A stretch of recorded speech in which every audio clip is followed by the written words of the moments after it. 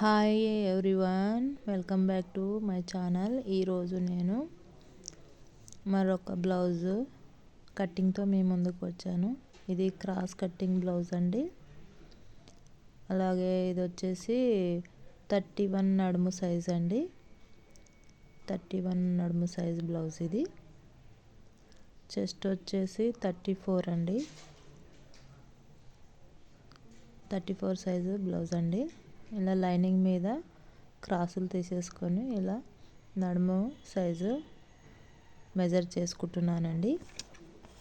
నడుము size measure చేసుకున్న తర్వాత బ్లౌజ్ హైట్ వచ్చేసి 14.5 ఉందండి. 14.5.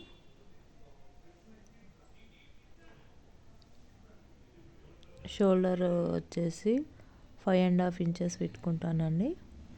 5.5, అదే 5.5 చంక డౌను 5.5 ఇంచెస్ పెట్టుకోవాలి. ఇలా క్రాస్గా పోకుండా ఇలా మార్కింగ్ చేసుకుంటున్నానండి. చెస్ట్ సైజు మార్కింగ్ చేసుకొని పైనుంచి కిందకి ఇలా లైన్ డ్రా చేసుకోవాలండి. ఆర్మ్ రౌండ్ ఇలా చేసుకోవాలి. నెక్ విడ్త్ వచ్చేసి 2.5 ఇంచెస్ తీసుకుంటున్నానండి. కింద 3 ఇంచెస్ డీప్ ఎక్కువ కావాలి, బ్రాడ్ ఎక్కువ కావాలంటే 3 ఇంచెస్ తీసుకోవాలండి. మార్కింగ్ చేసుకొని ఇలా మార్కింగ్ ప్రకారం కట్ చేసుకుంటున్నానండి. ఫిట్టింగ్ లైన్ దగ్గర కచ్కా ఇచ్చుకుంటున్నాను. అలాగే బ్యాక్ డాట్స్ దగ్గర కూడా కచ్కా ఇచ్చుకోవాలండి. ఇలా మార్కింగ్ వేసుకోవాలి. ఇప్పుడు ఫ్రంట్ పార్ట్కి వచ్చేద్దామండి. ఇలా బ్యాక్ పార్ట్ క్రాస్గా వేసుకొని బ్యాక్ పార్ట్ ఎలా ఉందో అలా మార్కింగ్ చేసుకోవాలండి. చేసుకున్న తర్వాత ఫ్రంట్ నెక్ డ్రా చేసుకోవాలండి. 6 ఇంచెస్ అండి ఫ్రంట్ నెక్. ఇలా క్రాస్ పట్టికి కూడా మెజర్ చేసుకుంటున్నాను. చెస్ట్ ఫస్ట్ డాట్ కోసము డ్రా చేసుకుంటున్నానండి. ఇక్కడే డ్రా చేసుకుంటాను నేనైతే. ఇలా డాట్స్ కన్నిటికి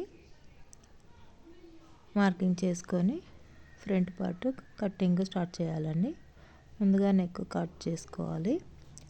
ఆ తర్వాత మొత్తము ఫ్రంట్ పార్ట్ మొత్తం ఇలా కట్ చేసుకుంటూ రావాలండి. నా కటింగ్ నచ్చినట్టయితే లైక్ అండ్ సబ్స్క్రైబ్ చేసుకోండి ఫ్రెండ్స్. ఇలాగా కట్ చేసుకోవాలండి. ఇలా ఫిట్టింగ్ లైన్ దగ్గర డాట్స్ దగ్గర కూడా కచ్చకలు ఇచ్చుకుంటున్నానండి. ఇలా ఇచ్చుకోవడం వల్ల ఇంకొక పార్ట్కు కూడా మార్కింగ్ వేసుకోవడానికి ఈజీగా ఉంటుందండి. ఇలాగా వేసుకోవాలండి. ఫ్రంట్ పార్ట్ కంప్లీట్ అయిందండి కట్ చేయడము.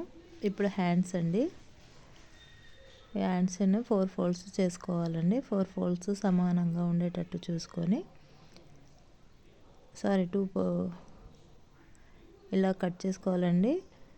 4 ఫోల్డ్స్ చేసుకుంటే 4 సైడ్స్ జాయింట్లు వస్తాయి కదండి. అందుకని 2 ఎక్కువ 2 తక్కువ వేసుకొని ఆది బ్లౌజ్లో నుంచి హ్యాండ్ పొడవు మెజర్ చేసుకుంటున్నానండి. హ్యాండ్ పొడవు ఎంత ఉందో అంత పెట్టుకొని దానికి 3 ఇంచెస్ డౌన్ చేసుకొని 3 ఇంచెస్ డౌన్ చేసుకొని హ్యాండ్ కర్వ్ తీసుకోవాలండి. హ్యాండ్ కర్వ్ ఇలా తీసుకుంటున్నానండి. హ్యాండ్ కర్వ్ తీసుకున్న తర్వాత కట్ చేసుకుంటున్నానండి. హ్యాండ్స్ కటింగ్ అయిపోయిందండి. సెంటర్లో ఒక కచ్చికిచ్చుకోవాలి. ఇక్కడ ఓపెన్ చేసుకోవాలండి. ఫిట్టింగ్ లైన్ దగ్గర ఫిట్టింగ్ లైన్ మార్కింగ్ చేస్తున్నానండి. ఫిట్టింగ్ లైన్ మార్కింగ్ చేసిన తర్వాత ఇప్పుడు క్రాస్ బెల్ట్ కట్ చేయాలండి. షేప్ బెల్ట్ అంటారు, క్రాస్ పట్టీ అంటారు. ఇవి మార్కింగ్ చేసుకోవాలండి. మార్కింగ్ చేసుకుని ఒక 2 ఇంచెస్ ఎక్కువగానే కట్ చేసుకుంటున్నానండి నేను. అది స్టిచ్చింగ్లో నేను మేనేజ్ చేసుకుంటాను. ఇది బ్యాక్ పార్ట్ అండి. బ్యాక్ నెక్ కట్ చేస్తాను. ఇప్పుడు డీప్ ఎక్కువగా ఉందండి. ఇది బ్రాడ్ ఉంది, డీప్ ఉంది. ఇది బ్యాక్ పార్ట్, ఇది ఫ్రంట్ పార్ట్. ఇవి హ్యాండ్స్ అండి. Cross belt. ఇలా లైనింగ్ మొత్తం కటింగ్ అయిపోయింది కదండి. ఇప్పుడు మెయిన్ ఫ్యాబ్రిక్ మీదకి వచ్చేద్దాము. మెయిన్ ఫ్యాబ్రిక్ పైన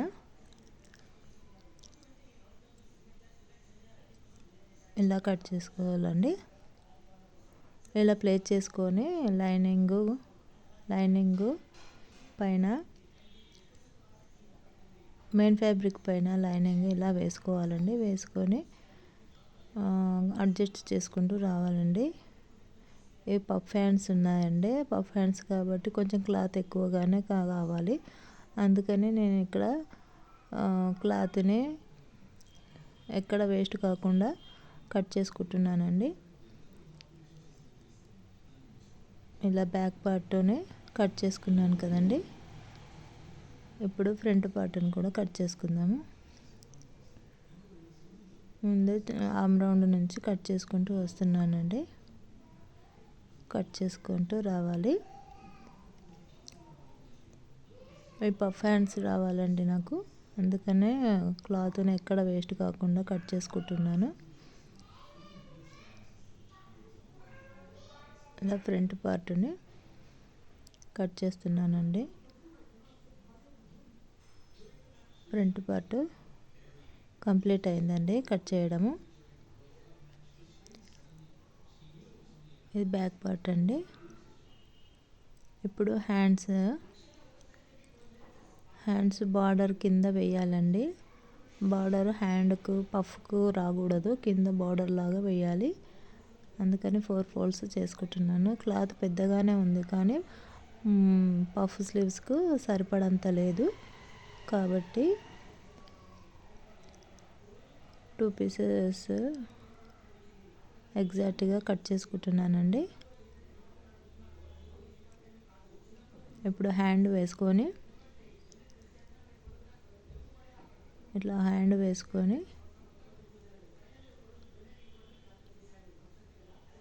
కట్ చేసుకొని పెట్టుకోవాలండి. నచ్చినట్టయితే లైక్ అండ్ సబ్స్క్రైబ్ చేసుకోండి ఫ్రెండ్స్. స్టిచ్చింగ్ చేసి